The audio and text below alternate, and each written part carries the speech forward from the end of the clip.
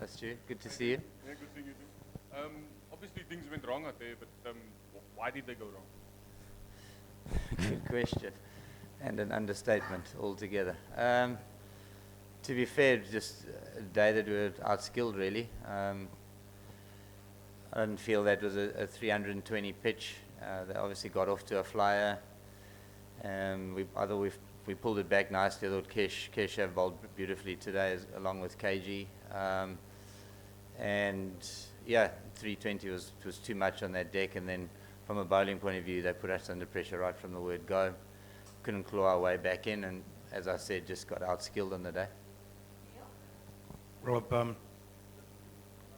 just wondered about the nerves that appeared to be on display at the start of the match. There was a lot of talk from 3 or 4 of the players before the game about it just being another game of cricket, which evidently it wasn't going to be.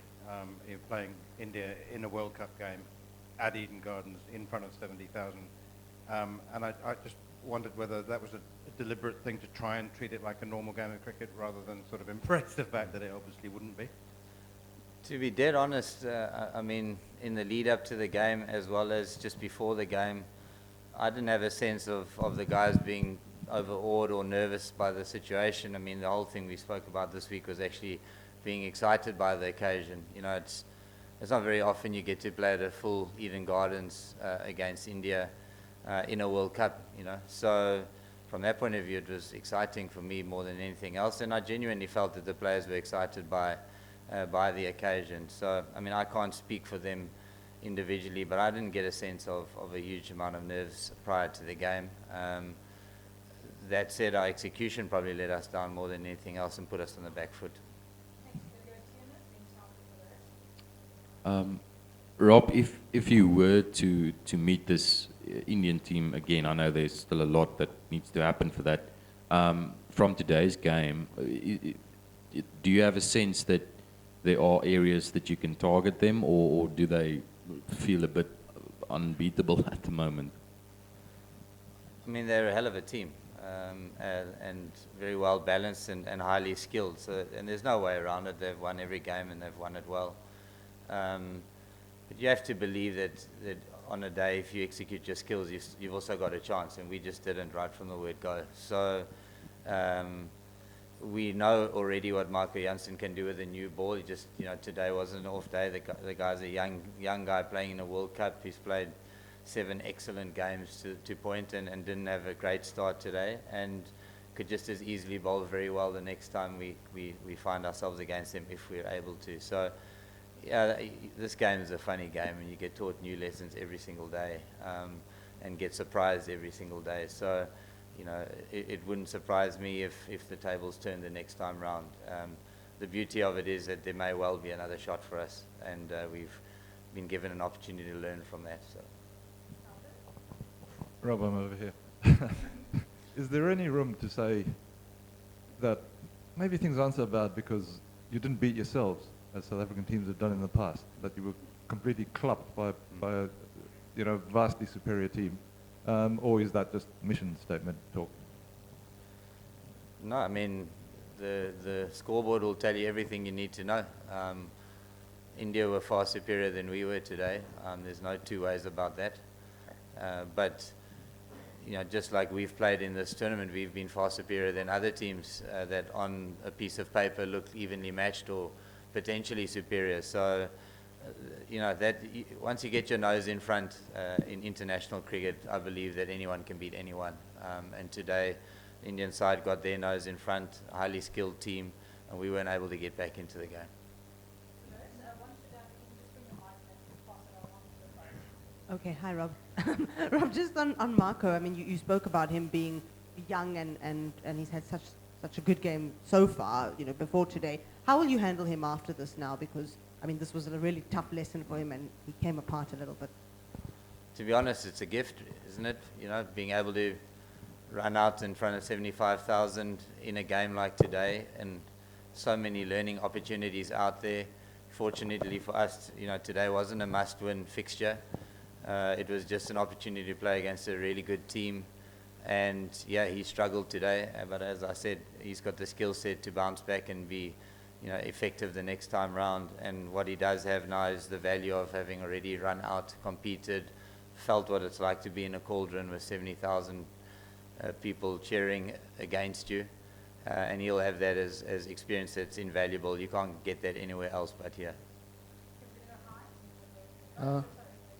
Rob, just in terms of, you mentioned that it probably, as it turned out, and it wasn't necessarily your guys' fault, it's just how the results panned out, that this game sort of like turned into more of an exhibition, where you could showcase your skills instead of being a must-win. But do you think that perhaps did weigh on the guys' minds, the fact that a semi-final is secured now, and two-pronged, do you believe now that 4 days in between the Afghan game, might actually be a good thing after the lessons that were learned here?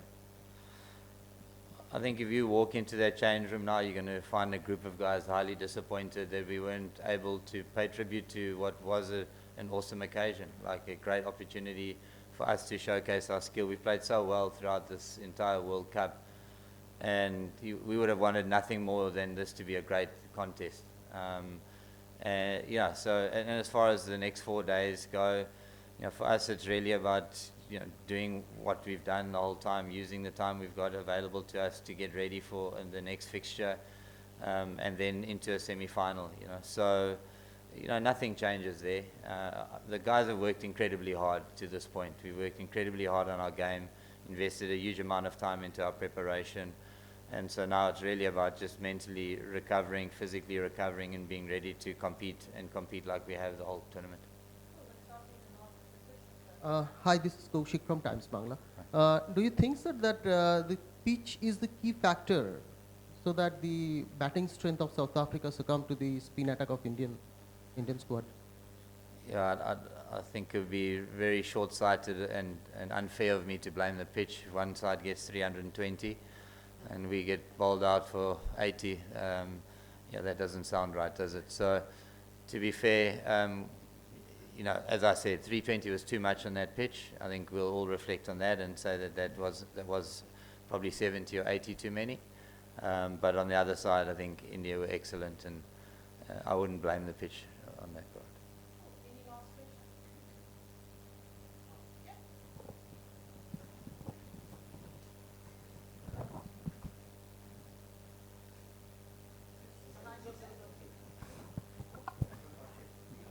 Rob, I know there's been questions about nerves. I'm sure between in the innings break you might have had, and through the innings you might have had a chat with your bowlers. Was it actually nerves, or did they come across something they didn't expect because India have been starting really quickly? What was it in those first 10 overs? Because after that you actually pulled them back pretty well. Look, I think the one thing that was different today certainly is, we've been able to swing the ball, the new ball, and most of the time we've been doing it at night. So we were bowling first, so there wasn't as much swing as we've been used to. But along with that, our execution was off. And with that, if you've got a guy like Rohit Sharma who's on the other end, if you miss your areas, you're going to fetch. And we did. So 91 after 10, you're behind the 8 ball already. And then you're busy, clawing back from there, which we did. I thought we did exceptionally well. As I said, Keshav was outstanding today, and KG as well. So, yeah, I mean, it's I don't want to look too far or too more deeply into it than that.